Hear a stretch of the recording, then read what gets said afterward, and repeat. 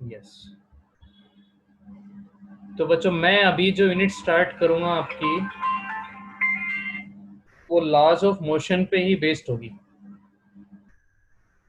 तो जो यूनिट हमारी लॉज ऑफ मोशन चल रही है उसी के क्वेश्चंस करने हैं अभी हमने, इसलिए पैनिक नहीं होना है कि सर तो फर्स्ट यूनिट से बोल रहे थे, वो भी होगी। लेकिन मैं खुद सोच रहा हूँ इसके बारे में कि ये यूनिट अभी हम पढ़ रहे हैं तो साथ साथ और प्रैक्टिस हो जाएगी इस यूनिट की भी, और इसकी कंपटीशन लेवल तक प्रैक्टिस कर लेंगे। इस टाइमिंग पे क्लास लेने का पर्पस सिर्फ एक ही है कि आपकी क्वेश्चन प्रैक्टिस ज़्यादा से ज़्यादा। मैं यहाँ कोई थ्योरेटिकल डिस्कशन नहीं करूँगा। हाँ, कोई टॉपिक हमारा कंपटीशन के लिए है और वो सिलेबस में नहीं है, उसकी डिस्कशन जरूर करूँगा। अदरवाइज यहाँ पर क्वेश्चंस करने हैं हमें। तो आप पेन और नोटबुक लेके रेडी रहिए। हमें ट्राई करना है कि इस 1 घंटे के अंदर हमारे कम से कम 10 क्वेश्चन मिनिमम तो ज़रूर हो जाए रोज़ की। जैसे जैसे आप प्रैक्टिस करेंगे आपकी स्पीड बढ़ेगी, तो अब हम क्वेश्चन फिर उससे ज़्यादा भी कर पाएंगे। और मैं एक ही चीज़ बोल देता हूँ बच्चों स्टार्ट करने से पहले, कि बिल्कुल भी पैनिक नहीं होना है कि इतना काम हमें मिल रहा है तो कैसे करेंगे। मैं ये काम जो करा रहा हूँ तुम्हारा, कोशिश ये कि ये इसी टाइमिंग में कंप्लीट हो जाए, होमवर्क तुम्हें कम से कम मिले इस चीज़ का। ठीक है। दूसरा कि ये जो हमारी इवनिंग क्लास लगेगी ये पूरे वीक नहीं लगेगी, इसको थोड़ा शॉर्ट करके चलते हैं। एक बार स्टार्ट करते हैं कि एक बार हैबिचुअल हो जाए इस चीज़ के। ठीक है। तो देखिए लॉज ऑफ मोशन जब हमने स्टार्ट किया था, मैं आज यहाँ जो स्टार्ट करूँगा टॉपिक हमारा फोर्स का चलेगा बच्चों। सबसे पहले फोर्स का टॉपिक हमने स्टडी करना है। हाँ ठीक है कवित, मैंने तेरी बात को ध्यान में रखा है, इसलिए यही यूनिट स्टार्ट कर रहा हूँ। तो तेरी प्रैक्टिस भी यही हो जाएगी, बाकी सभी बच्चों की प्रैक्टिस यहीं पे हो जाएगी। आज की क्लास लो, ठीक है। 2-3 दिन ट्राई करके देखो, जब लगेगा कि हाँ अब इंटरेस्ट आ रहे हैं तो कंटिन्यू रखो। मैं फिर कह रहा हूँ किसी पे कोई दबाव नहीं है। बस ये ध्यान में रखो कि अगर कुछ एक टारगेट को अचीव करना है तो थोड़ा हमें मेहनत ज़्यादा करनी पड़ेगी बच्चों। चलिए क्लास स्टार्ट करते हैं। तो फोर्स से स्टार्ट कर रहा हूँ मैं। फोर्स के बारे में बेसिक बेसिक आप सभी लोग जानते हैं। मैं अब यहाँ कोई डिफाइन नहीं करने वाला हूँ फोर्स को, कि फोर्स जो है पुश और पुल की फॉर्म में, ये सब चीज़ कर चुके हैं। अब हमें थोड़ा सा और ऊपर लेवल पे जाना है। तो देखिए फोर्स के लिए बेसिक बेसिक फॉर्मूले अगर हम कहें फ्रॉम न्यूटन सेकेंड लॉ तो पढ़ के आए हैं, F is equals to D p upon में D t. Newton second law, external force is equals to rate of change of linear momentum बच्चों। और अगर आप इसको वेक्टर फॉर्म में लिखते हैं तो F vector is equals to D P vector upon में डी टी। आप इस तरह से भी लिख सकते हैं इसको। तो ये हमारा rate of change of momentum, linear momentum is equals to होता है फोर्स। और लीनियर मोमेंटम हम पढ़ चुके हैं, P is equals to M into V, velocity vector momentum vector. Direction जो वेलोसिटी की होगी वही लीनियर मोमेंटम की होगी। मैं इस फोर्स को अगर इनटू 3 रेक्टेंगुलर कंपोनेंट्स लिखना चाहूँ, इनटू 3 रेक्टेंगुलर कंपोनेंट्स, मतलब आप एक्स एक्सिस के लॉन्ग शो करना चाहें, वाई एक्सिस के लॉन्ग, मान लीजिए ये 3D में लग रहा है ये फोर्स, और जेड एक्सिस के लॉन्ग, तब आप इस फोर्स को और किस फॉर्म में लिख सकते हैं? तो आप वहां लिख सकते हैं F x is equals to D p x upon में डी टी। वाई के लॉन्ग लिखें तो F y is equals to D p y upon में D t. 3 rectangular components in magnitude and d p z upon में D t. ये कुछ हमारे फॉर्मूले हो जाते हैं फोर्स के लिए। आप अलग अलग कोऑर्डिनेट्स के अंदर इनको स्टडी कर सकते हैं। और क्या क्या लिख सकते हैं, एक बार मैं आपको प्रिपेयर कर रहा हूँ न्यूमेरिकल के लिए, फोर्स के क्वेश्चंस करने हैं। आप एफ वेक्टर को इनटू 3 रेक्टेंगुलर कंपोनेंट्स स्टूडेंट लिख सकते हैं, एफ एक्स आई कैप प्लस एफ वाई जे cap plus F Z k cap. आप ऐसे वेक्टर में रिप्रेजेंट करके आए हैं 3 रेक्टेंगुलर कंपोनेंट्स इसके। और ये चीज आपको पता होनी चाहिए। एफ एक्स क्या है? फोर्स है अलोंग एक्स एक्सिस। आई कैप उसकी डायरेक्शन है एक्स एक्सिस के अलोंग। ये वाई एक्सिस के अलोंग फोर्स है, ये जेड एक्सिस के अलोंग। और ये जो लगाए मैंने आई कैप, जे कैप, के कैप, इनको हम बोलते हैं यूनिट वेक्टर्स। तो ये बात सभी को पता होनी चाहिए, क्लियर है ये चीजें, तो ये हमें आनी भी चाहिए। इसके बाद देखिए फोर्स के बारे में ये सब लिखने के बाद हम अपना और फोर्स का फॉर्मूला हमारा क्या था, जैसे हमने एफ को लिखा था स्टूडेंट डीपी अपॉन में dt, और F is equals to D by D T. तो हम यहाँ पर P में जब mv रखते हैं तो ये आपको समझ में आना चाहिए कि ये डिफरेंशियल फॉर्म बन गई है, ये पूरी डिफरेंशिएशन। और इसका डिफरेंशिएशन हमें आना चाहिए। Mass first function, velocity second function. पहला फंक्शन एज इट इज रखा जाता है, फिर differentiation of second dv by dt, क्योंकि वेलोसिटी चेंज होती है, फोर्स के लगने से वेलोसिटी चेंज होती है, मास पे कोई इफेक्ट नहीं पड़ता है। Plus second function as it is differentiation of first. Mass का जब डिफरेंशिएशन जो क्वांटिटी चेंज हो रही है उसके लिए, बट मास तो चेंज होता ही नहीं है, तो जीरो, ऐसा क्लासिकल थ्योरी ऑफ फिजिक्स कहती है। तो ये पूरा जीरो होगा। And m dv by dt, change in velocity upon में टाइम, पता है हमें मास इनटू एक्सेलरेशन। तो फोर्स को हम आल्सो लिखते हैं mass into acceleration. Acceleration vector quantity, force भी एक वेक्टर क्वांटिटी। तो किसी बॉडी में एक्सेलरेशन लाने के लिए हमें एक एक्सटर्नल फोर्स की रिक्वायरमेंट रहती है। ये भी एक फॉर्मूला हम फोर्स के लिए यूज करते हैं। तो आई थिंक फोर्स का आपको सबको पता ही है, ये एक एक्सटर्नल एफर्ट होता है, तो किसी बॉडी की स्टेट को चेंज कर दे या चेंज करने की ट्राई करें। अब रेडी टू क्वेश्चंस, और ट्राई करना है सभी को। जितने भी क्वेश्चन मैं यहाँ पर कराता हूँ इसका मैं आपको पीडीएफ भेज दूंगा, वो भी ये आपने क्वेश्चन ट्राई भी करने हैं। इसके अलावा कुछ क्वेश्चंस, देखिए मेरा ये टारगेट है कि एक बार 10 क्वेश्चन से आप स्टार्ट कर पाएँ, जो मैं स्टार्टिंग से बोलता जा रहा हूँ कि मिनिमम आप 10 क्वेश्चन जरूर ट्राई करके देखें। टॉपिक हमारा फोर्स का रहेगा, और फोर्स के ऊपर रिलेटेड लॉ, न्यूटन का सेकेंड लॉ। मेरा पहला क्वेश्चन आता है आपके लिए, ठीक है। हमें बात करनी है, क्योंकि कंपटीशन में जो भी क्वेश्चन आता है, खासतौर पे नीट या मेंस की बात करूं तो बहुत टाइम कंज्यूमिंग नहीं होता है, बस आपको थोड़ा सा फास्ट करना पड़ता है उसकी कैलकुलेशन को, और बहुत लंबी कैलकुलेशन नहीं आएगी। कंसेप्ट को ठीक से समझना है। पहले हम कुछ अच्छे बेसिक्स क्वेश्चन से स्टार्ट करते हैं। A body of mass 2 kilogram, मेरा फर्स्ट क्वेश्चन, सभी ट्राई करेंगे बच्चे। A body of mass 2 kilogram moving on A horizontal surface with an initial velocity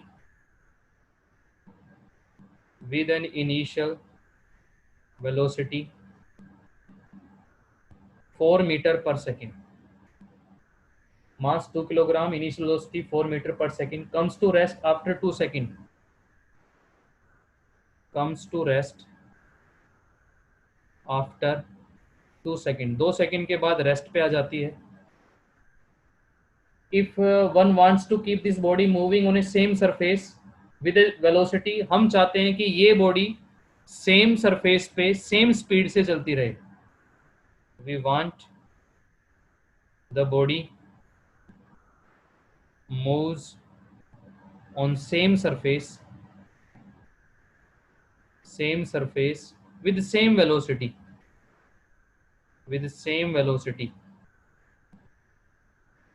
हम चाहते हैं कि वो बॉडी सेम सरफेस पे सेम वेलोसिटी से मूव करती रहे। तो द फोर्स रिक्वायर्ड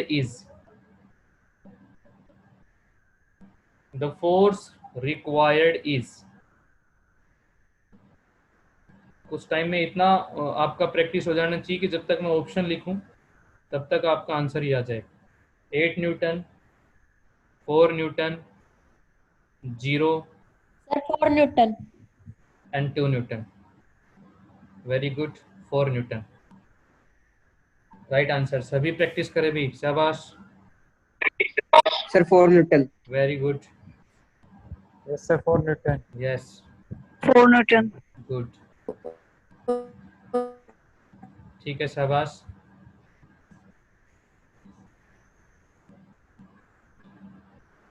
तो ये हमारा क्वेश्चन था।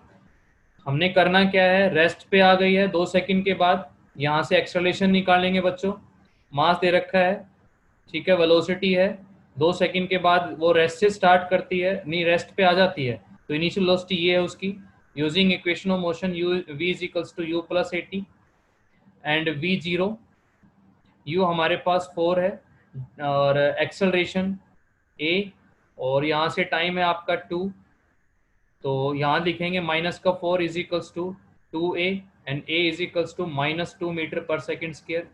आपको क्लियर होना चाहिए माइनस का साइन, डी एक्सेलरेट कर रही है क्योंकि स्पीड कम होती जा रही है। अब ये एक्सेलरेशन से आप, अब उसमें ये एक्सेलरेशन आनी चाहिए, मतलब आपको इसका प्लस लेके जाना पड़ेगा, तो कितना फोर्स लगाना पड़ेगा, मास इनटू एक्सेलरेशन, मास था आपका 2 और एक्सेलरेट कराना पड़ेगा इतना ही, अगर आपको वही स्पीड चाहिए तो इनटू 2 इसके अगेंस्ट, तो आंसर आया जी 4 न्यूटन। बस इतना सा question. Next question, second question. Target है हमारा कि हम मिनिमम 10 क्वेश्चन करके जाएं। An object with A mass 10 kilogram, एक ऑब्जेक्ट है, मास है उसका 10 kilogram, moves eight a constant velocity, constant velocity से मूव करता है, which is 10 metre per second. A constant force act for 4 second on object, constant force लग रहा है उसके ऊपर, एक जैसा ही फोर्स, फॉर टाइम दे रखा है यहाँ पर 4 सेकेंड का, 4 सेकेंड तक फोर्स लगता है उस 10 किलोग्राम मास पे, इस वेलोसिटी को कांस्टेंट रखने के लिए। एंड ए कांस्टेंट फोर्स, ये 10 मीटर पर सेकेंड स्पीड थी, a constant force then act for 4 second on the object and give its a speed 2 metre per second in opposite direction. ये कह रहा है क्वेश्चन कि एक कांस्टेंट फोर्स लगाया हमने 4 सेकेंड तक on the object, give it a speed, give it a speed 2 metre per second, 2 metre per second in opposite direction, in opposite direction. Question की लैंग्वेज को थोड़ा ठीक से समझिए, opposite direction, the acceleration produce in it, acceleration कितनी produce होगी उसमें, acceleration देखिए कांस्टेंट वेलोसिटी से चल रहा था, एक फोर्स लगाया 4 सेकंड तक जिससे कि एक स्पीड 2 मीटर पर सेकंड उसने अपोजिट डायरेक्शन में गेन की, तो ये चीज का थोड़ा समझो। तो आपको एक्सेलरेशन बताना है, फर्स्ट ऑप्शन आपका 3 metre per second square, B -3 metre per second square, C 0.3 metre per second square and D -0.3 metre per second square. शाबाश, ट्राई करिए इसको।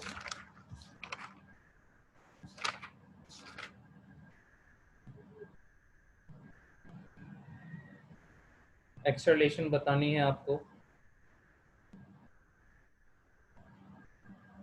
ये थोड़ा थोड़ा सा ट्विस्ट किया जाएगा बस क्वेश्चन में।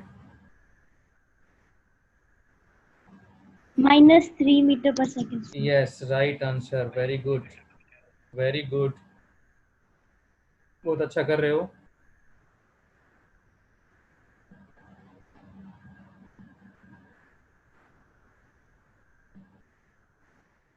पहले उसकी स्पीड ये थी, फोर्स लगाया 4 सेकंड तक, अपोजिट डायरेक्शन में उसकी स्पीड ये हो गई, तो आपको बताना है कितनी एक्सेलरेशन आएगी। अब मैं अगर कराऊंगा तो तुम्हें ये लगेगा देखो सर कि इतना आसान क्वेश्चन था, बस थोड़ा सा समझ नहीं पा रहे हैं हम क्वेश्चन को, और ये तभी समझोगे जब स्टेटमेंट आपको ठीक से क्लियर हो। एक्सेलरेशन का फॉर्मूला बच्चों होता है चेंज इन वेलोसिटी अपॉन में टाइम टेकन, और देखिए वेलोसिटी चेंज को हम लिखते हैं v2 माइनस v1 अपॉन में t। अब v1 हमारी मान लो इस डायरेक्शन में थी जो कि थी 10 मीटर पर सेकेंड, लेकिन फोर्स लगने से फाइनल वेलोसिटी अपोजिट हो गई v2 जो कि कितनी हो गई है 2 metre per second, direction opposite velocity vector, तो आप यहाँ पर माइनस साइन लगा के चलेंगे, तो डायरेक्शन अपोजिट हो गई है इसलिए। अब यहाँ पर आप एक्सेलरेशन कहेंगे तो ये आपका आएगा यहाँ पर जो कि -2, और भाई यहाँ पर माइनस V1 कितना था हमारा 10, और टाइम जो लगा है हमारा कितना लगा है इस दौरान 4, क्योंकि जब तक ये फोर्स लगा 4 सेकंड तक तब तक ये स्पीड आई। -12/4 is equals to -3 metre per second square. Velocity opposite direction, इसलिए हमने -2 लिया क्योंकि हमने इसको प्लस ले रखा है। तो ये हमारा इसका आंसर हो जाता है बी। यस, क्लियर है भाई? आया समझ में क्वेश्चन? Yes, sir. बोलिए। ठीक है, नेक्स्ट क्वेश्चन पे चलते हैं। थर्ड क्वेश्चन, और थर्ड क्वेश्चन में ये है भाई हमारे पास, आपने इक्विलिब्रियम फोर्स पे भी क्वेश्चन करे थे, तो वो क्वेश्चन आप ट्राई कर सकते हैं। जैसे ये एक फिक्स एंड है भाई, और यहाँ से एक स्ट्रिंग लगा रखी है, यहाँ पर एक स्ट्रिंग है, ये भी फिक्स एंड है, और ये एक वेट यहाँ पर अप्लाई कर रखा है जो कि है 2 किलोग्राम वेट। इस वाली टेंशन को T1 से लिखा गया है, यहाँ वाली को आप कुछ भी ले सकते हैं। ये एंगल दे रखा है 30 डिग्री का, बॉडी 2 किलोग्राम वेट की है। तो कहता है आपको बताना है ये इक्विलिब्रियम कंडीशन पे है, T1 की वैल्यू कितनी आएगी बच्चों? Value of T1 at equilibrium, force तो हमने वहां पढ़ा भी था। एट इक्विलिब्रियम, इक्विलिब्रियम पे हम लेफ्ट साइड के फोर्स राइट साइड के बराबर रखते हैं, अपवर्ड फोर्स डाउनवर्ड फोर्स के बराबर रखते हैं। T1 की वैल्यू बतानी है।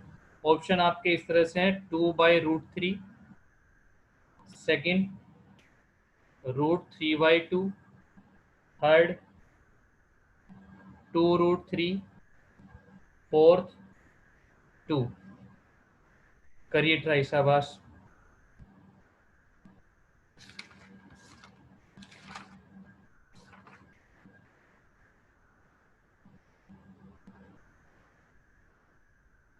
तो चेक कीजिए कितनी वैल्यू आती है T1 की।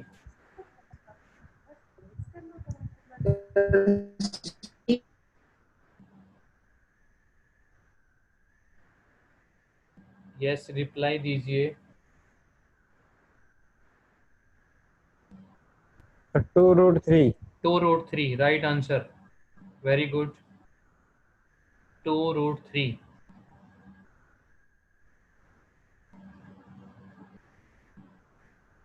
बाकी भी करें भाई, शाबाश कीजिए।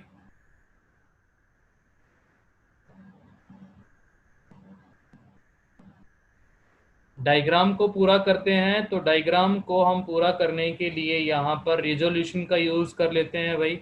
मान लो मैं इसको T2 मान रहा हूँ, इस वाली टेंशन को, तो ये जो T2 है आप यहाँ पर जब रिजोल्व करेंगे तो पता है आपको ये एंगल 30 है, तो ये भी 30 होगा, अल्टरनेट एंगल। और रिजोल्यूशन हमें आता है, ये बनेगा आपका T2 cos 30, और ऊपर वाला एक वर्टिकल कंपोनेंट हो जाएगा जी T2 sin 30। अब आप इक्विलिब्रियम कंडीशन पे जा सकते हैं कि जो आपका T1 आ रहा है वो T2 cos 30 के बराबर आ रहा है। फर्स्ट इक्वेशन T2 यहाँ से निकाल सकते हैं आप। कैसे? कि जो T2 sin 30 होगा वो is equals to 2 kilogram weight, 2, और इनटू में आप जी को आप यहाँ पर 10 यूज कर सकते हैं, तो क्योंकि ये mg के बराबर आ गया हमारा, यहाँ पर नीचे लगेगा mg वेट, और इसका अपोजिट ये T2 sin 30। अब करो भाई एक बार ट्राई, शाबाश। जिन बच्चों से आंसर नहीं आया वो सभी करके देखें एक बार, इसको चेक करो क्या सी ऑप्शन आता है इसका।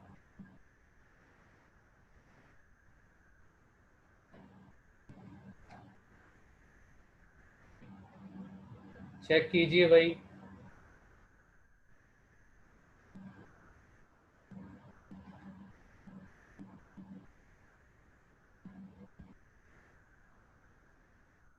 T1 की वैल्यू निकालनी है, T2 आप यहाँ से यूज कर सकते हैं सेकेंड इक्वेशन से। जो T2 sin 30 हमारे पास mg आया है। तो क्या इससे आंसर आ रहा है, एक बार फटाफट बता दीजिए।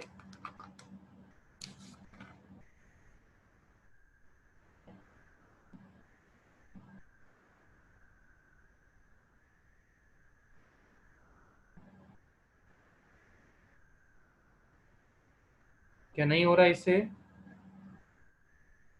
सर ये 2 ही लेना पड़ेगा शायद, 2 kg wait. 2 kilogram wait.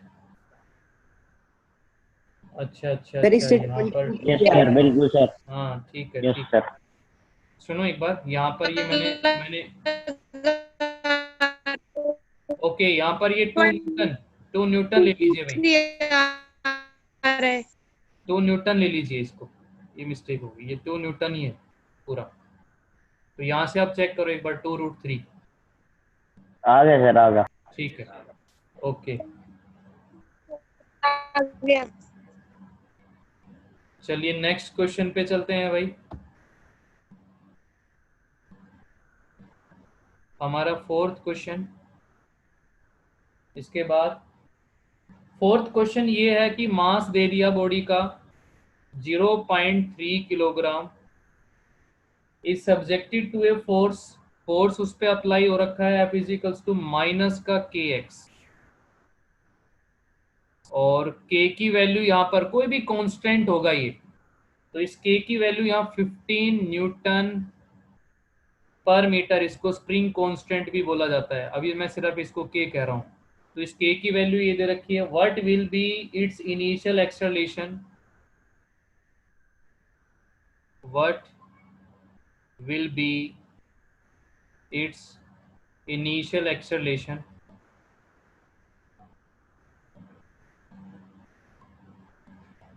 initial acceleration if it is released from a point, if it is released, एक सेकेंड भाई, मैं हो सकता है नेटवर्क इशू होगा अभी, बाकी मैं कोशिश करूंगा इसकी रिकॉर्डिंग भी आप लोगों के पास भेज दूंगा। What will be it's initial acceleration if it is release, इसको छोड़ा गया, release from A point 20 centimetre away from the origin, from the origin. Origin आपका कहीं पे भी होगा, यहाँ एक्स पे मान लेते हैं ये 0 है, और इसको 20 सेंटीमीटर पे रिलीज किया गया, ये फोर्स लग रहा था इस पे। तो ये आपको इनिशियल एक डिस्टेंस दे दिया गया है यहाँ पर 20 सेंटीमीटर। तो बताइए इसकी क्या इनिशियल एक्सेलरेशन होगी। 20 सेंटीमीटर से इसको रिलीज किया गया है कोई भी बॉडी को, ये फोर्स उस पर अप्लाई था। आपके ऑप्शन इस तरह से हैं, आपके ऑप्शन है first 5 metre per second square का है भाई, second 10 metre per second square है, सी ऑप्शन है 10 मीटर पर 3 metre per second square, and last 15 metre per second square. एक ने कहा 10 मीटर पर सेकंड स्क्वायर। चलिए चेक कर लेते हैं। वेरी गुड, अगर आप ये सोल्व कर पा रहे हो फटाफट तो बहुत अच्छी बात है भाई।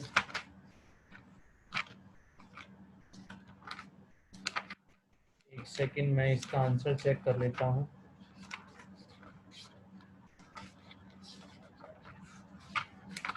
बाकी करें इसका आंसर सोल्व करके देखिए, इसको सोल्व करके देखें बाकी जिसका नहीं हुआ है। B 10 metre per second square, yes right answer है ये 10 Yes, sir, मीटर हो पर गया। Second square. देखिए अब यहाँ पर आपको जो है फोर्स की वैल्यू फाइंड आउट करनी थी, नहीं सॉरी एक्सेलरेशन की, और फोर्स आपके पास गिवन है जो कि दे रखा है 15, और मास दे रखा है एक्सेलरेशन जो कि होती है हमारे पास फोर्स अपॉन में जो है मास। फोर्स की वैल्यू लिखा हुआ है यहाँ पर -kx, k की वैल्यू ये दे रखी है अब माइनस में फोर्स आना मतलब डायरेक्शन से रिलेटेड है। अगर मैं ओनली वैल्यू की बात करूं, क्योंकि यहाँ पर आप देख रहे हैं कहीं माइनस नहीं आ रहा है, तो आप ओनली मैग्नीट्यूड की बात कर रहे हैं इसका मतलब आप, तो यहाँ आप इसको के एक्स भी लिख सकते हैं मॉडुलस का यूज करके। और देखिए के की वैल्यू कितनी है, 15 है। एक्स कितना लेंगे यहाँ पर, वो एक्स एक डिस्टेंस है एक्स एक्सिस के ऊपर फ्रॉम ओरिजन, जो कि दे रखा है 20 सेंटीमीटर, तो इस एक्स में इसका यूज करेंगे। 20 सेंटीमीटर से मीटर बनाना ना भूले, 10⁻⁻², ये आपका फोर्स आएगा न्यूटन में। एंड फिर एक्सेलरेशन फोर्स अपॉन मास करके देखिए, और फटाफट जिसका नहीं हुआ है एक बार जल्दी से कर दो इसको सोल्व, और चेक करो 10 आता है या नहीं आता है। बस इतने इतने ही क्वेश्चन आएंगे आपके, देख लो। बस थोड़ा सा लैंग्वेज को समझ गए और ये प्रैक्टिस हो गई तुम्हारी तो कर पाओगे। चलिए जल्दी कीजिए, 4 क्वेश्चन कवर कर लिए हमने। सर ये 10⁻⁻² न्यूटन है, ये कहाँ से आया? ये 20 सेंटीमीटर था भाई, और इसको हम देखिए के को हम ले रहे हैं न्यूटन पर मीटर में। न्यूटन पर मीटर कौन सी यूनिट होती है, एसआई। अब ये तो आपका एसआई ले लिया, लेकिन फिर आप ये तो सीजीएस नहीं ले सकते 20 सेंटीमीटर, तो इस डिस्टेंस को मीटर बनाना पड़ेगा, तो सेंटीमीटर से मीटर बनाया हमने 10⁻⁻² करके, और फिर जो आपका फोर्स आएगा वो न्यूटन में आ जाएगा। क्लियर है मेरी बात? Yes sir. हाँ, इसलिए ये हमारा आंसर होगा। सर यस बोलिए। सर अगर एक option -10 metre per second square दे तो रखा होता तो आपका माइनस में आएगा फिर आंसर, फिर माइनस में आएगा, बट यहाँ पर ऐसा था नहीं, सर। फिर आपको माइनस ही यूज करना है। बिल्कुल ठीक पूछा है, आप उस कंडीशन में फिर माइनस का ही यूज करेंगे, बट यहाँ पर कोई माइनस ना देखें, ओनली मतलब मैग्नीट्यूड मैग्नीट्यूड सिर्फ वैल्यू की बात की है। अगर इसमें प्लस भी होता माइनस में तो फिर आप माइनस में ही इसका आंसर देते। ठीक है भाई? Yes sir. चलिए वेरी गुड, नेक्स्ट क्वेश्चन पे। बहुत अच्छा कर रहे हो भाई, लगभग सारे क्वेश्चन आप कर पा रहे हो, तो मतलब लेवल फर्स्ट हमारा सही चल रहा है अभी। अब मैं नेक्स्ट क्वेश्चन पे चलता हूँ। A machine gun is mounted on a 2000 kilogram car on a horizontal frictionless surface. तो एक सरफेस है भाई, और ये कोई भी एक कार पे ये एक मशीन गन अरेंज कर रखी है।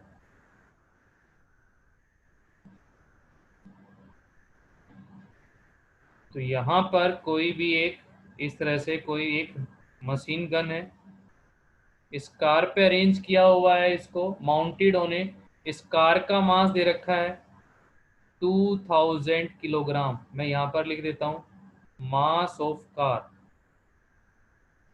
2000 किलोग्राम है, जिसपे माउंटेड है ये machine gun, horizontal frictionless surface पे चल रही है। At some instant the gun fire bullet of mass 10 gram, mass of each bullet, mass of each bullet. एक बुलेट के लिए मास दे दिया है भाई 10 ग्राम। ठीक है, स्टेटमेंट समझते जाइएगा। और गन विद ए वेलोसिटी, ये सॉरी जो बुलेट है, बुलेट की वेलोसिटी दी है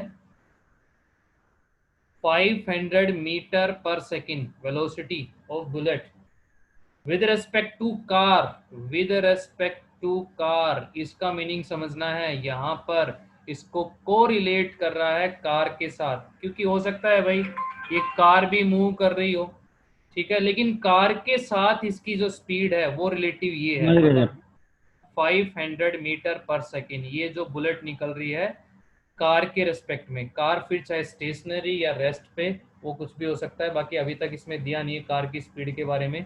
वेलोसिटी ऑफ बुलेट मिल गया है, मास ऑफ बुलेट मिल गया है, ठीक है। The number of bullet fired per second, the number of bullet fired per second वो दे रखा है आपको। The number of bullet fired per second is 10। Number of bullets fired per second is 10। 10 bullet निकल रही है वहां से 1 सेकंड के अंदर, तो आपको बताना है the average thrust on the system, कितना थ्रस्ट लग रहा होगा सिस्टम पे। मतलब कहीं तो एक बैकवर्ड फोर्स बोल सकते हैं, सिस्टम यहाँ कार और गन दोनों की बात हो रही है। थ्रस्ट ऑन द सिस्टम, तो कितना लग रहा है, ये ऑप्शन है आपके 550 न्यूटन, 50 न्यूटन, 250 न्यूटन और डी यहाँ पर 250 डाइन। इन 4 ऑप्शन में से चेक कीजिए भाई।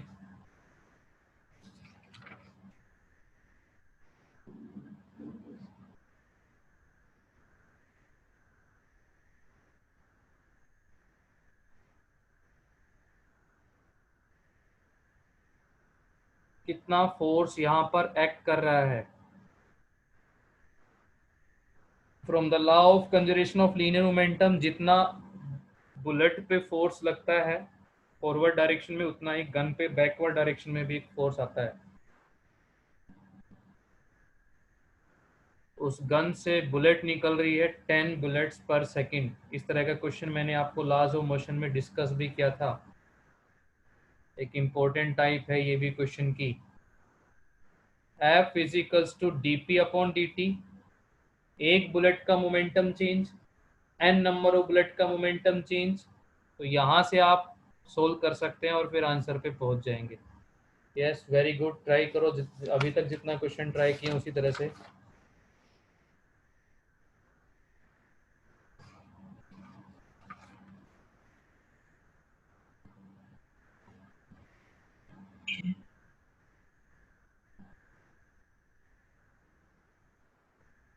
F is equals to dp upon dt and momentum of each bullet P is equals to m into v, total momentum number of bullets से multiply, तो d by dt n m into v।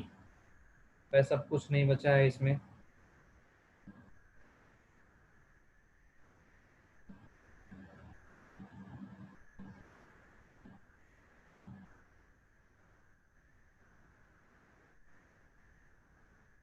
आपको एक बार फिर से join करना पड़ेगा भाई, 40 minutes में तो नहीं हो पाएंगे। अभी हमारे 5 ही क्वेश्चन हुए हैं और 2-3 क्वेश्चन चाह रहे कम से कम ज़रूर हो जाएं। अभी मैं मानता हूं कि लगातार कंटिन्यू क्लास हो गई आपकी, केमिस्ट्री की है, फिर दोबारा फिजिक्स की मॉर्निंग में भी हुई, बट मैं कोई ज़्यादा बर्डन का काम नहीं बना रहा हूं आपको। आपकी जो यूनिट चल रही है फिलहाल करंट में, उसी की ज़्यादा प्रैक्टिस कर रहे हैं, वो आपकी और अच्छे से शार्प हो जाए।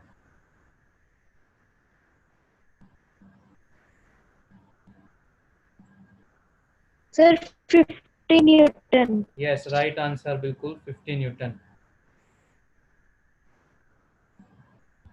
बाकी भी भाई करें, फॉर्मूला लिख दिया है यहाँ, इस फॉर्मूले को यूज कीजिए।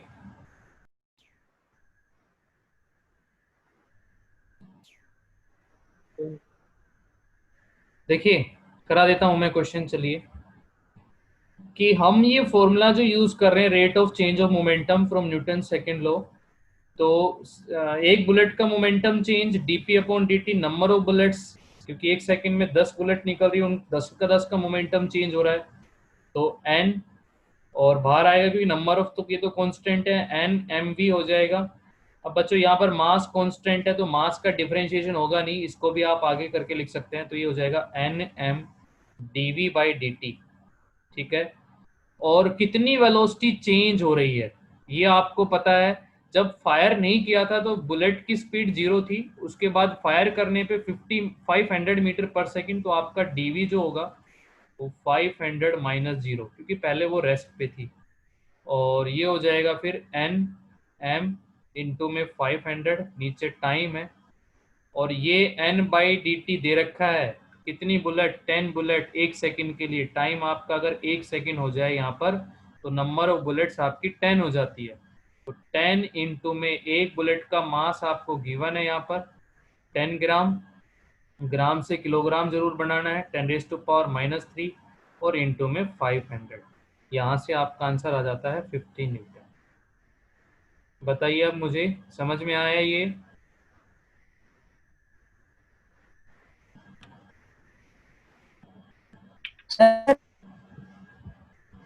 ओके, वेरी गुड तनु। यस, कोई प्रॉब्लम इस क्वेश्चन में? आवाज क्लियर नहीं आई भाई, जिसने भी ये मुझे बोला है ना, आवाज का थोड़ा डिस्टरबेंस है। आप मैसेज भी छोड़ सकते हैं मेरे यहाँ पर। अभी आवाज क्लियर नहीं आई मेरे पास। तो ये हमारा क्वेश्चन इस तरह से हो जाएगा बच्चों। यहाँ पर आप पहले भी कर चुके हैं इस तरह का क्वेश्चन, और फिर यहाँ नंबर ऑफ बुलेट्स पर सेकंड रेट दे रखी थी। अब मैं नेक्स्ट क्वेश्चन पे चलता हूँ फटाफट। 6th क्वेश्चन हमारा है, क्योंकि जितनी ज़्यादा क्वेश्चन प्रैक्टिस होगी उतना ही हमारा कंसेप्ट और शार्प होगा। अब नेक्स्ट क्वेश्चन आता है, body of mass, a body of mass 5 kilogram. अभी मैं चेक कर लूँगा जिसने मैसेज किया है, एक बार क्वेश्चन मैं ये बता देता हूँ आपको 6th क्वेश्चन, फिर आप क्वेश्चन ट्राई करने लग जाना। A body of mass 5 kilogram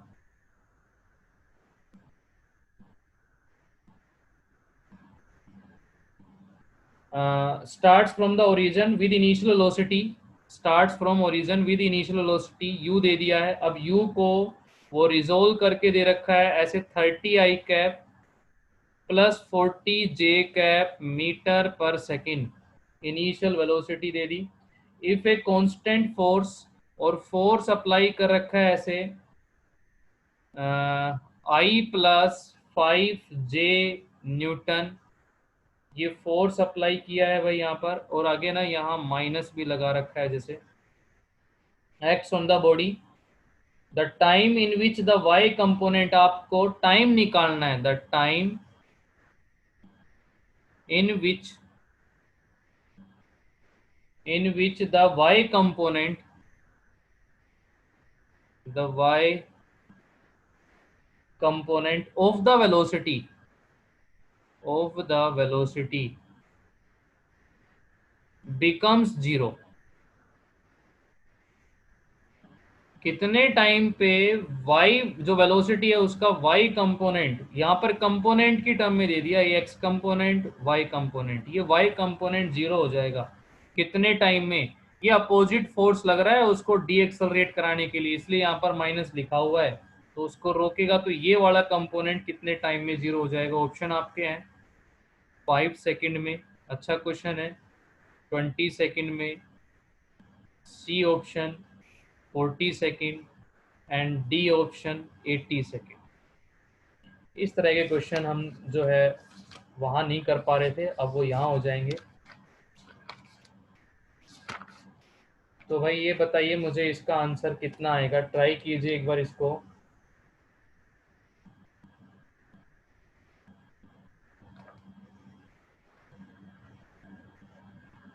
Y axis के लॉन्ग वेलोसिटी जीरो, ये इनिशियल दे रखा है, मतलब v हमारा जीरो आना चाहिए, तो टाइम निकालना है। u आपके पास है, मैं थोड़ा सा हिंट देने की कोशिश कर रहा हूँ, v इज इक्वल्स टू जो होता है u प्लस 80, इसका यूज कीजिए। 40 सेकेंड। आंसर आपका 40 सेकेंड, बिल्कुल right answer, very good, 40 second. बहुत अच्छा है।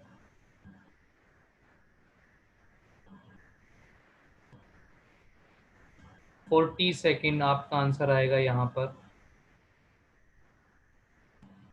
देखिए भाई, आपको ये ux दे दिया 30 और ये uy दे दिया velocity along y axis initial, तो uy इज इक्वल्स टू आपको मिल गया 40 मीटर पर सेकेंड।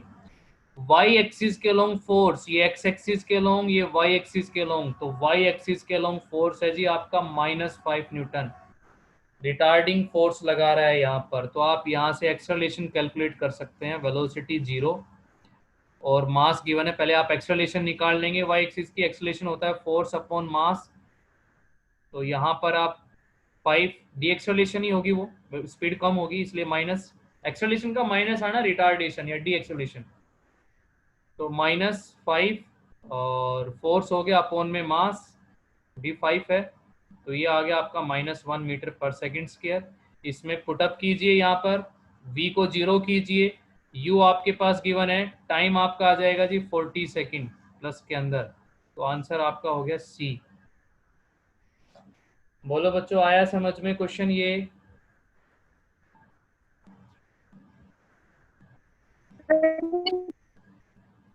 इनको दोबारा दो।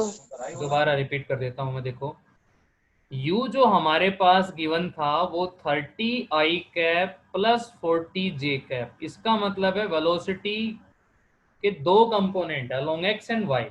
तो y वाला कंपोनेंट इनिशियल वेलोसिटी है आपका 40 मीटर पर सेकेंड का। ओके, यहाँ तक ठीक है। फोर्स भी हो सकता है इस तरह से लग रहा होगा, इसलिए उसके दो कंपोनेंट है along x axis along y axis. तो फोर्स अलोंग y एक्सिस कितना है, माइनस, आगे सोल्व करता हूँ, -5 न्यूटन। माइनस इंडिकेट कर रहा है कि ये फोर्स आपका रिटार्डिंग फोर्स लग रहा है। तो सिंपली आप स्पीड कम होगी और स्पीड कम होगी तो वो जीरो भी होगी, तो कितने टाइम पे वो जीरो हो जाएगी, y वाली। तो हम y वाली एक्सेलरेशन निकाल देते हैं a, जो कि फोर्स अपॉन में मास, ये आपका माइनस आ जाता है 1 metre per second square. Retardation है इसलिए माइनस, क्योंकि फोर्स स्पीड को कम कर रहा है। अब आप इक्वेशन यूज कर सकते हैं, vy is equals to uy plus ay t। तो vy आपके पास है, ay आपने निकाल लिया है, vy क्वेश्चन के अकॉर्डिंग 0 पूछ रखा है, तो टाइम आ जाएगा आपका 40 सेकेंड। ठीक है भाई, आया समझने जिसने भी रिपीट पूछा था? यस बोलिए, समझ में आ गया है?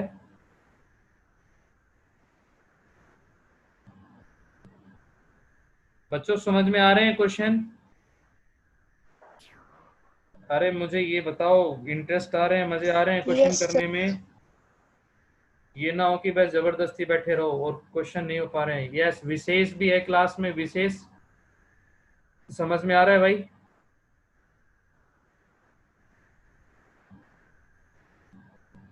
चलो ठीक है, कुछ बच्चे रिप्लाई कर रहे हैं मुझे मैसेज से, वेरी गुड। ठीक है, नेक्स्ट क्वेश्चन पे चलते हैं। तो हमारा नेक्स्ट क्वेश्चन आता है, अब देखिए फोर्स पे कितने ही क्वेश्चन बन जाएंगे, ये एक बार मैं आपकी प्रैक्टिस करा देता हूँ, फिर आपको खुद भी सोल्व करने हैं, ऐसे क्वेश्चन और मिलेंगे। और फिर हमें क्वेश्चन करने हैं जो आ चुके हैं कंपटीशन के अंदर, वो क्वेश्चंस भी हमें ट्राई करने हैं। ठीक है, वेरी गुड। क्वेश्चन नंबर 7 है भाई हमारे, इसके बाद next, a particle move in X Y plane, a particle move in X Y plane, एक पार्टिकल एक्स वाई प्लेन में मूव कर रहा है under the action of force such that the component of its linear momentum, एक force की वजह से, तो एक्स वाई प्लेन में चल रहा है तो उसके मोमेंटम भी दो कंपोनेंट में होंगे एक्स वाई के अंदर। तो ये मोमेंटम दे दिए गए इसके, क्या क्या, पी एक्स दे दिया, थोड़ा सा ध्यान से समझना, अच्छा क्वेश्चन है, पी एक्स। और इनमें जो भी क्वेश्चन आपका फिर भी डाउट रह जाए ना, तो सेल्फ प्रैक्टिस जरूर करना इन क्वेश्चन की जो मैं करा रहा हूँ, और फिर जो आपको मिलेंगे क्वेश्चन करने के लिए उनकी भी। पी एक्स दे दिया भाई, is equals to 2 cos t plus, sorry बस इतना ही है। और y एक्सिस के अलोंग मोमेंटम दे रखा है जी इसमें 2 sin t। ऐसे दो मोमेंटम दे दिए along x axis along y axis, because body move कर रही है इन एक्स वाई प्लेन में, तो उसके दो मोमेंटम हमें मिलेंगे, लीनियर मोमेंटम। तो आपको यहाँ पर एक क्वेश्चन में जो बताना है, the angle between f and p, momentum और फोर्स में क्या एंगल मिलेगा, angle between f and p at time t, किसी भी टाइम t पे angle between f and p ये बताना है आपको। ऑप्शन आपके हैं 90 डिग्री, बी ऑप्शन है 0 डिग्री, सी ऑप्शन है 180 डिग्री एंड डी ऑप्शन है 30 डिग्री। थोड़ा सा समझो एक बार क्वेश्चन को, कि एक बॉडी मूव कर रही है एक्स वाई प्लेन में, उसके दो मोमेंटम दे रखे हैं एक्स एक्सिस वाई एक्सिस पे, तो हमें फोर्स और पी के बीच का एंगल फाइंड आउट करना है, फोर्स और पी, क्योंकि दोनों वेक्टर क्वांटिटी है, तो हम एंगल, आपने डॉट प्रोडक्ट क्रॉस प्रोडक्ट पढ़ा होगा, वहां से भी आप कैलकुलेट कर सकते हैं एंगल निकालना दो वेक्टर के बीच में। तो वो एंगल आपका कितना आएगा यहाँ से, ये है आपका क्वेश्चन। तो मोमेंटम आपका मिल गया है यहाँ पर,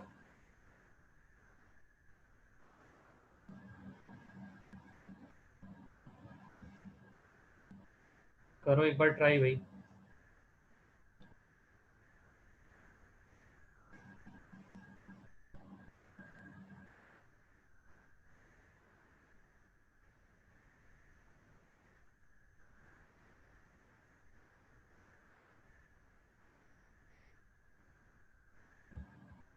फोर्स को लिखते हैं हम dp अपॉन में dt, वेक्टर भी लगा सकते हैं। हमारे पास p आ गया है जो कि होता है px i cap plus py j cap. px ये रहा 2 cos t i cap plus 2 sin t j cap. ये p आ गया भाई। f यहाँ से निकाल लो और फिर एंगल निकालना है तो आप इनका एक बार डॉट प्रोडक्ट करके देख लो, क्रॉस करके देख लो, वहां से कुछ एंगल पता चल जाएगा। f को और p को, p हमारे को गिवन है ये sin t 2 sin t j cap. मैंने थोड़ा हिंट दे दिया, अब करो ट्राई एक बार। फोर्स है और मोमेंटम है हमारे पास।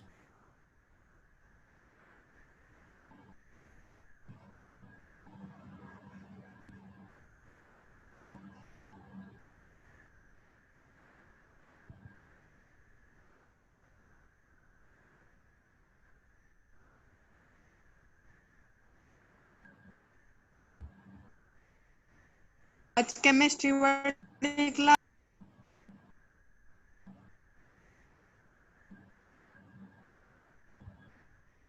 देखो बच्चों, क्वेश्चन कैसे था हमारा, f vector is equals to, और देखिए मैं यहाँ पर d बाई डी टी लिख रहा हूँ।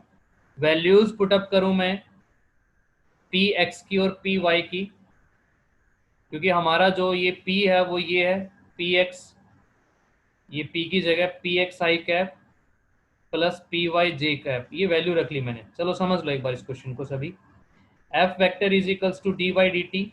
चलिए वैल्यू पुटअप कर लेते हैं। पी एक्स था हमारा 2 cos t i cap, P Y था हमारा 2 sin t j cap.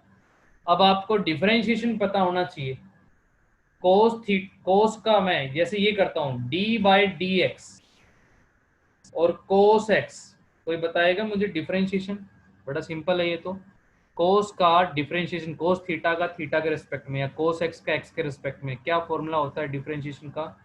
Yes, mathematical tools आपने पढ़ा है, डिफरेंशिएशन ट्रिग्नोमेट्री फॉर्मूले हैं ये। तो होता है माइनस साइन एक्स, ठीक है।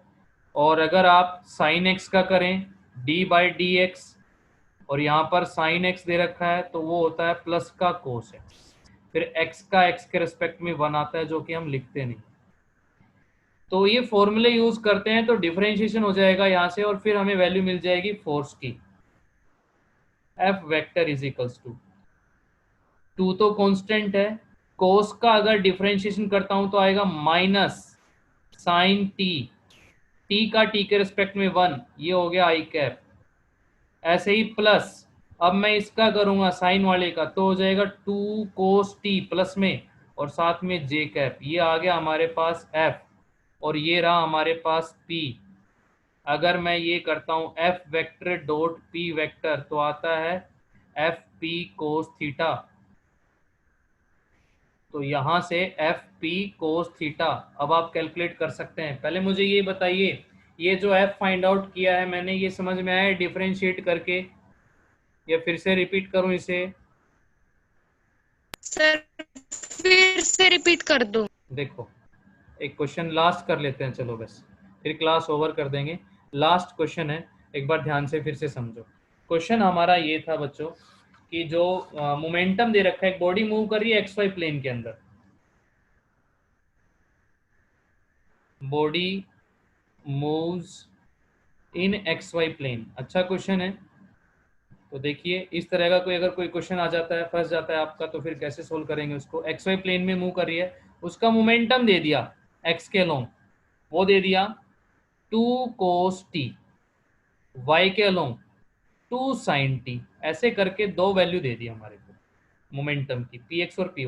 क्योंकि अगर कोई बॉडी एक्स वाई प्लेन में चल रही है तो उसके दो momentum X component Y component हो सकता है। अब अगर मैं पूरा पी लिखूं तो ऐसे लिखेंगे पी एक्स आई कैप प्लस पी वाई जे कैप। तो पी एक्स कितना है 2 cos T I cap plus P Y कितना है 2 sin टी जे कैप। ये हमारा पी हो जाता है। ठीक है, हमें बताना है पी और एफ के बीच में एंगल, फोर्स एंड मोमेंटम के बीच का एंगल कितना आएगा। एंगल आप दो वेक्टर का क्रॉस करके डॉट करके भी निकाल सकते हैं। आपने पढ़े हैं multiplication of vector, dot product, cross product, उस पर भी बड़े इंपॉर्टेंट क्वेश्चंस आते हैं। तो देखिएगा अब यहाँ से अगर मैं एफ निकालना चाहूँ तो एफ होता है हमारा D p upon D T from Newton second law. Vector लगा दिया D by D T, P vector को ये लिखा है अभी हमने, चलिए पी एक्स आई कैप लिख लिया, पी वाई जे कैप लिख लिया। Okay, D by D T, P X की वैल्यू थी 2 cos T I cap plus P Y की वैल्यू थी 2 sin टी जे कैप। अब इसका मतलब है इनका डिफरेंशिएशन कर दो टी के रेस्पेक्ट में, तो कोस का डिफरेंशिएशन होता है माइनस साइन, 2 का नहीं होता, ये तो कांस्टेंट है। तो ये बन गया जी -2 sin टी आई कैप, फिर प्लस ये 2, इसका तो होगा नहीं, साइन का डिफरेंशिएशन होता है कोस टी प्लस का, और ये हो गया जे कैप। ऐसे करके हमारे पास एफ वेक्टर आ गया। एफ वेक्टर ये रहा और पी वेक्टर ये रहा।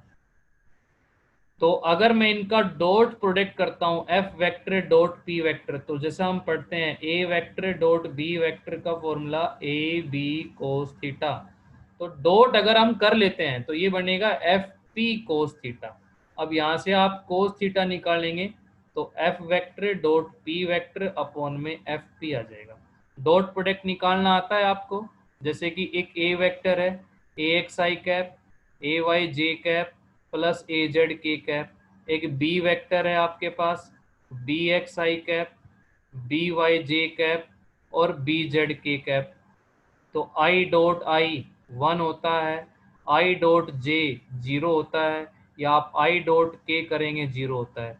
तो ये आप इनका डॉट प्रोडक्ट सोल्व कर लो, थीटा की वैल्यू आ जाएगी। आपके पास दोनों वेक्टर सामने हैं, पी भी है और एफ भी है। फटाफट मुझे बता दो एंगल कितना आएगा। ऑप्शन एक बार फिर लिख देता हूँ, करिए अब इसको 90 डिग्री, 0 डिग्री, 180 डिग्री और 30 डिग्री। करो भी एक लास्ट क्वेश्चन ये।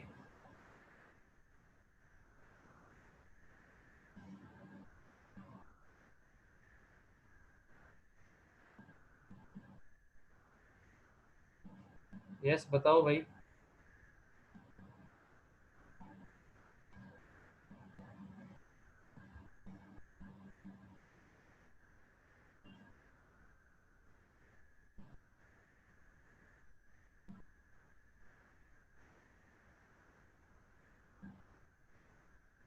अभी भी नहीं हो पा रहा है।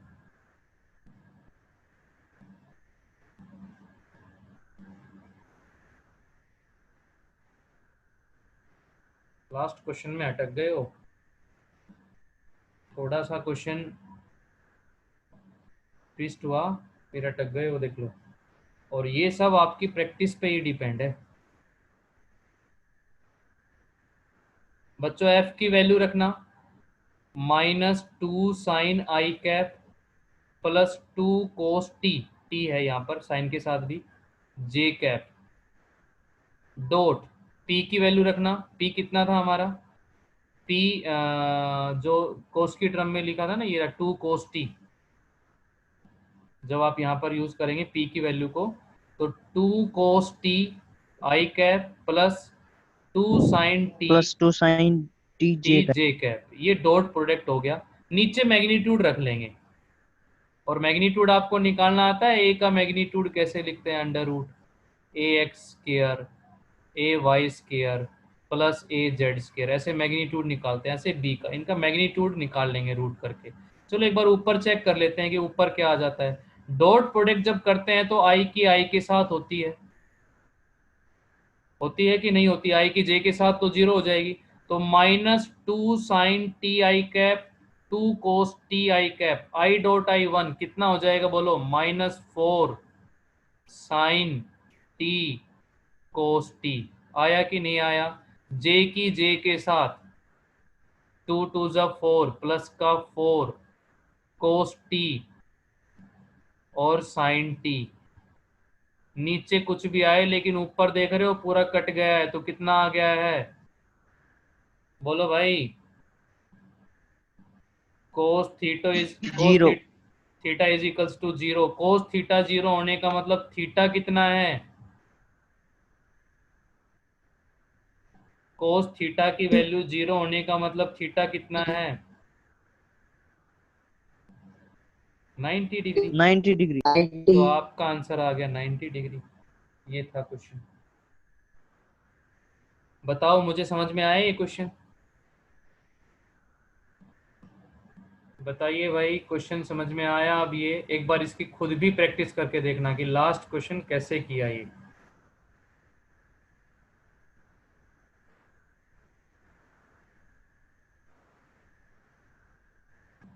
ठीक है भाई बच्चों, बताओ मुझे लास्ट क्वेश्चन का रिप्लाई दो। समझ में आया ये?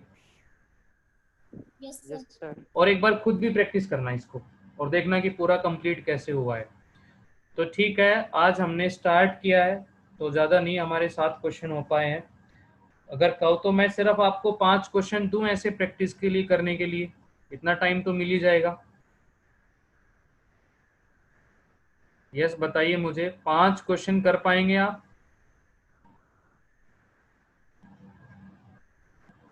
ज़्यादा काम नहीं दे रहा हूं मैं, सिर्फ 5 क्वेश्चन दे रहा हूं आपको करने के लिए।